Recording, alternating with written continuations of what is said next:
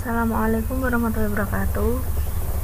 Kami dari kelompok 10 akan menjelaskan tentang pembelajaran berbasis project based learning. Yang pertama-tama, kami akan memperkenalkan anggota kelompok kami. Yang pertama, Nafisa Alfisiswanto NIM 42, yang kedua Muhammad Saris Mazidatul Khoir NIM 56, dan yang ketiga Wafikoh Nurul Azizah NIM 67. Di sini kami akan membahas 6 subbab. Yang pertama, pengertian pembelajaran berbasis project based learning. Yang kedua, tujuan pembelajaran berbasis project based learning. Yang ketiga, ciri-ciri pembelajaran berbasis project based learning. Yang keempat, langkah-langkah pembelajaran berbasis project based learning. Yang kelima, kelebihan dan kekurangan pembelajaran berbasis project based learning. Dan yang keenam, peran guru dan siswa dalam pembelajaran berbasis project based learning. Materi yang pertama yaitu pengertian pembelajaran berbasis project based learning. Pembelajaran berbasis proyek atau project based learning merupakan model pembelajaran yang memberikan kesempatan kepada guru untuk mengelola pembelajaran di kelas dengan melibatkan kerja proyek atau investigasi mendalam tentang sebuah topik dunia nyata.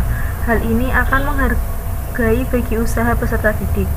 Mengingat bahwa masing-masing peserta didik memiliki gaya belajar yang berbeda, maka pembelajaran berbasis proyek memberikan kesempatan kepada para peserta didik untuk menggali materi dengan menggunakan berbagai cara yang bermakna bagi dirinya serta melakukan eksperimen secara kolaboratif.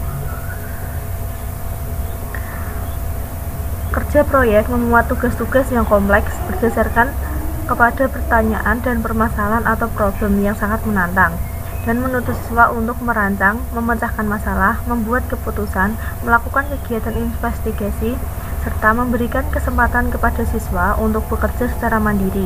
Tujuannya adalah agar siswa mempunyai kemandirian dalam menyelesaikan tugas yang dihadapinya. Materi yang kedua yaitu tujuan pembelajaran berbasis project learning. Setiap model pembelajaran pasti memiliki tujuan dalam penerapannya.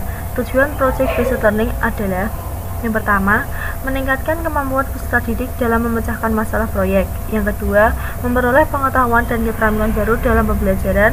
Yang ketiga, membuat peserta didik lebih aktif dalam memecahkan masalah proyek yang kompleks dengan hasil produk nyata.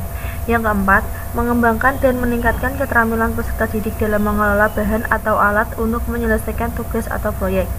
Dan yang kelima, meningkatkan kolaborasi peserta didik khususnya pada pembelajaran berbasis project learning yang bersifat kelompok. Sekian penjelasan dari saya. Yang selanjutnya akan dilanjutkan oleh Mbak Fikoh. Kepadanya dipersilahkan. Assalamualaikum warahmatullahi wabarakatuh. Saya Wafikoh Nurul Azizah akan melanjutkan materi tentang pembelajaran berbasis project based learning. Selanjutnya ada ciri-ciri pembelajaran berbasis project based learning. Ciri-ciri yang pertama yaitu menurut Center for Youth Development and Education Boston, yaitu yang pertama melibatkan para siswa dalam masalah-masalah kompleks, persoalan-persoalan dunia nyata dimanapun para siswa dapat memilih dan menentukan persoalan atau masalah yang bermakna. Yang kedua, para siswa diharuskan menggunakan penyelidikan, penelitian, keterampilan perencanaan, berpikir kritis, dan kemampuan memecahkan masalah saat mereka menyelesaikan proyek. Yang ketiga, para siswa diharapkan mempelajari dan menerapkan keterampilan dan pengetahuan yang dimilikinya dalam berbagai konteks ketika mengerjakan proyek. Yang keempat, memberikan kesempatan bagi siswa untuk belajar dan mempraktekkan keterampilan pribadi pada saat mereka bekerja dalam tim kooperatif maupun saat mendiskusikan dengan guru. Yang kelima, memberikan kesempatan bagi para siswa mempraktekkan berbagai keterampilan yang dibutuhkan untuk kehidupan dewasa mereka dan karir. Bagaimana mengalokasikan waktu menjadi individu yang bertanggung jawab, keterampilan pribadi, belajar melalui pengalaman. Yang keenam, menyampaikan harapan mengenai prestasi atau hasil pembelajaran. Ini disesuaikan dengan standar dan tujuan pembelajaran untuk sekolah atau negara.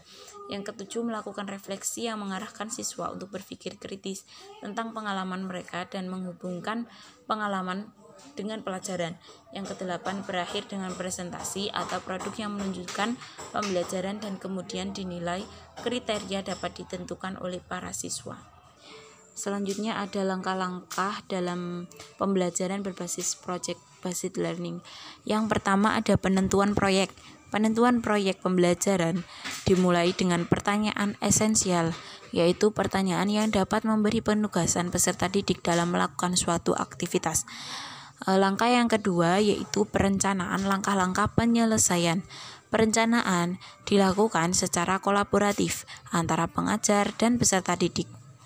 Yang ketiga, penyusun jadwal perencanaan proyek. Pengajar dan peserta didik secara kolaboratif menyusun jadwal aktivitas dalam menyelesaikan proyek. Yang keempat, penyelesaian proyek dengan fasilitasi dan monitoring guru. Pengajar bertanggung jawab untuk melakukan monitor aktivitas peserta didik selama menyelesaikan proyek. Monitoring ini dilakukan dengan cara memfasilitasi peserta didik pada setiap proses. Yang kelima, penyusunan laporan dan presentasi atau publikasi hasil proyek.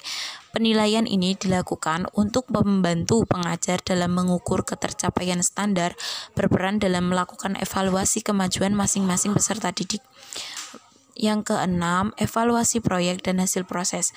Pada akhir proses pembelajaran, pengajar dan peserta didik melakukan refleksi terhadap aktivitas dan hasil proyek yang sudah dijalankan. Terima kasih, yang selanjutnya akan dijelaskan oleh Mas Mazid. Baik, terima kasih. Materi yang selanjutnya akan saya jelaskan yaitu tentang kelebihan dan kekurangan pembelajaran berbasis project based learning atau biasa disebut dengan pembelajaran berbasis proyek. Menurut Morrison, pembelajaran berbasis proyek ini memiliki beberapa kelebihan. Di antaranya yaitu yang pertama, meningkatkan motivasi belajar siswa. Yang kedua, meningkatkan kemampuan memecahkan masalah, membuat siswa lebih aktif dan berhasil memecahkan problem-problem yang bersifat kompleks. Yang ketiga, keterampilan siswa untuk mencari dan mendapatkan informasi akan meningkat. Yang keempat, siswa mampu kerja kelompok dalam proyek dan mempraktekkan keterampilan komunikasinya. Yang kelima, siswa mampu mempraktekkan keterampilan dalam mengorganisasi proyek dan membuat alokasi waktu serta sumber-sumber lain seperti perlengkapan untuk menyelesaikan tugas. Sedangkan menurut The Beck Institute for Education, model pembelajaran berbasis proyek ini memiliki kelebihan penting bagi siswa masa kini. Antara lain, yang pertama, model pembelajaran berbasis proyek mengintegrasikan wilayah hidup kurikulum. Yang kedua, membangun pengembangan kebiasaan berpikir yang dihubungkan dengan belajar seumur hidup, tanggung jawab sipil, dan kesuksesan karir atau pribadi. Yang ketiga, menguasai dikotomi atau pengetahuan dan berpikir dapat menolong siswa baik untuk to know maupun to do. Yang keempat, mendorong munculnya tanggung jawab, penetapan tujuan, dan memperbaiki tampilan. Yang kelima, dapat melibatkan memotivasi siswa yang bosan dan tidak peduli.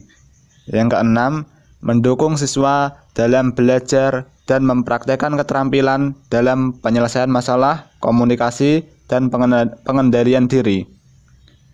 Yang ketujuh, menciptakan komunikasi positif dan hubungan kolaboratif di antara kelompok siswa yang berbeda-beda. Yang kedelapan, dapat memenuhi kebutuhan siswa dengan tingkat keterampilan dan gaya belajar yang beragam. Nah, itu tadi adalah kelebihan dari pembelajaran berbasis proyek menurut Morrison dan menurut The Beck Institute for Education. Tetapi, pembelajaran berbasis proyek ini juga memiliki kekurangan ataupun kelemahan. Di antaranya kelemahannya yaitu yang pertama, memerlukan banyak waktu untuk menyelesaikan masalah. Yang kedua, membutuhkan biaya yang cukup banyak.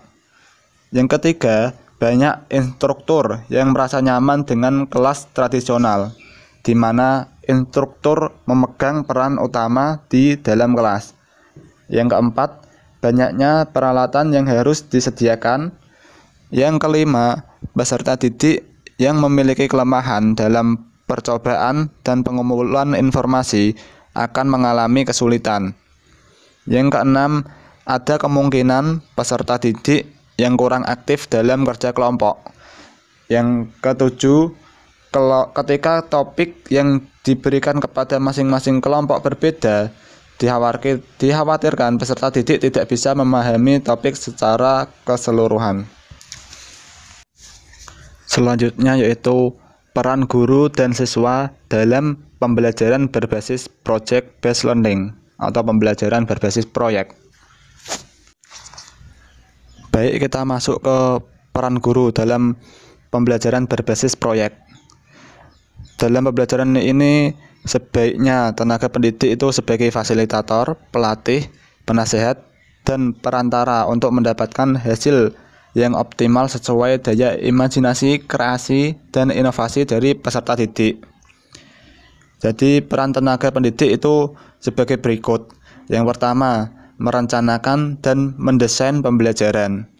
Yang kedua, membuat strategi pembelajaran. Yang ketiga, membayangkan interaksi yang akan terjadi antara tenaga pendidik dan siswa atau peserta didik. Yang keempat, mencari keunikan peserta didik. Yang kelima, menilai siswa dengan cara transparan dan berbagai macam penilaian. Yang keenam, membuat portofolio pekerjaan siswa. Selanjutnya kita masuk ke pembahasan peran siswa atau peserta didik dalam pembelajaran berbasis proyek. Dalam pembelajaran ini, peserta didik diberikan kesempatan untuk menggali konten, materi, dengan menggunakan berbagai cara yang bermakna bagi dirinya. Jadi itu peran peserta didik dalam pembelajaran berbasis proyek sebagai berikut. Yang pertama, menggunakan kemampuan bertanya dan berpikir. Yang kedua, melakukan riset sederhana. Yang ketiga, mempelajari ide dan konsep baru. Yang keempat, belajar mengatur waktu dengan baik. Yang kelima, melakukan kegiatan belajar sendiri atau kelompok. Yang keenam, mengaplikasikan hasil belajar lewat tindakan. Yang ketujuh, melakukan interaksi sosial seperti wawancara, survei, observasi, dan lainnya. Nah, itu tadi adalah pemaparan materi tentang pembelajaran berbasis proyek atau project based learning. Semoga materi tersebut bermanfaat bagi kita, dan terima kasih telah menyimak video presentasi kami dengan baik. Apabila ada kesalahan kami mohon maaf dari kelompok 10. Wassalamualaikum warahmatullahi wabarakatuh.